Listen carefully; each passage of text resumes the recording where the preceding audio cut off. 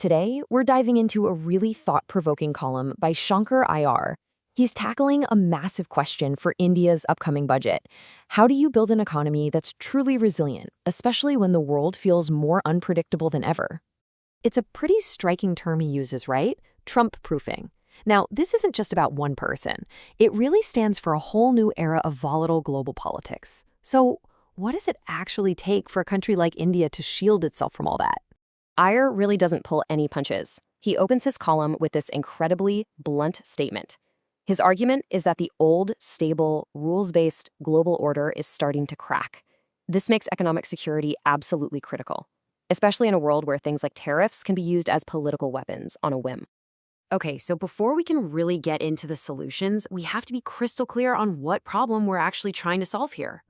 So Trump-proofing is basically about building economic shock absorbers. It's a game plan to protect yourself from a world where economic decisions might be driven more by political complaints than by a set of agreed-upon rules.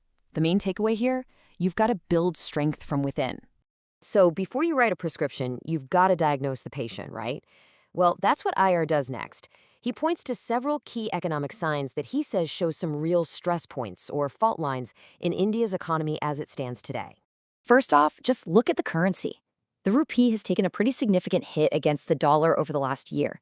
And a weaker rupee isn't just some number on a screen. It impacts everything from how much we pay for imports to how confident investors feel. And this really shows you the ripple effect. Just this month, foreign investors have pulled a staggering 29,000 crore rupees out of the market.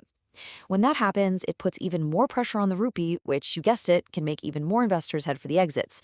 It's a really tough cycle to break. All right, now let's talk about how people are spending. IR brings up this idea of a K-shaped pattern. So what on earth does that mean? Well, picture the letter K. The top arm is going up. That's the wealthy, who are doing better than ever. But the bottom leg is going down. That's the wider population, who are struggling. The housing market is a perfect, almost textbook example. The data shows that the sales share of affordable homes has been almost cut in half. Meanwhile, sales of super luxury homes, they've shot up by 66%. This is that key shape in action. It's like two completely different economies living in the same country. And finally, let's look at jobs. This one is a real shocker.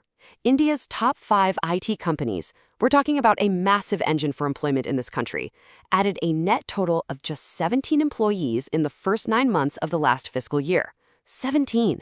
That's it. It signals some major distress in a sector that's historically been a huge job creator. Okay, so those are the fault lines. But IR doesn't just diagnose the problem and walk away. He prescribes a treatment. He lays out 5 big, practical ideas that he believes can help Trump-proof the Indian economy. So here's IR's roadmap. It kicks off with strengthening the rupee and then moves to centralizing how India pitches itself to investors.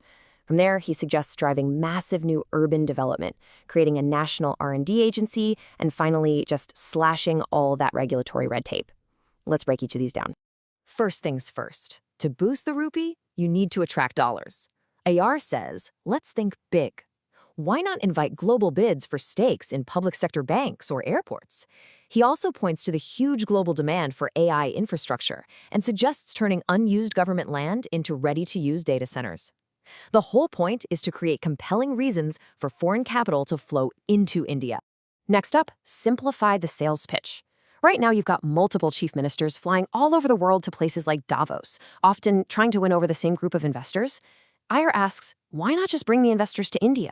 Host one giant, unified India investment summit where every single state can show off what it has to offer. It's just way more efficient and sends a much more powerful message.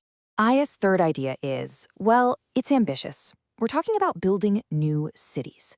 His proposal is to take the massive, underutilized land owned by public sector companies, the railways and defense, and bundle it all together to create brand new townships.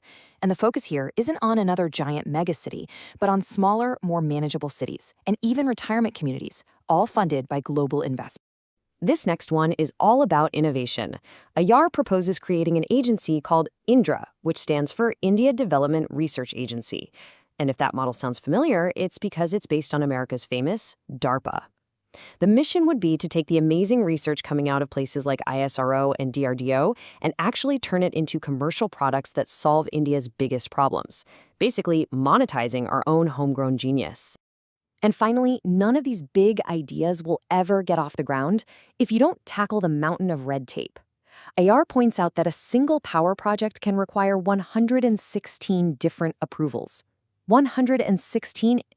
His solution is to radically simplify these processes.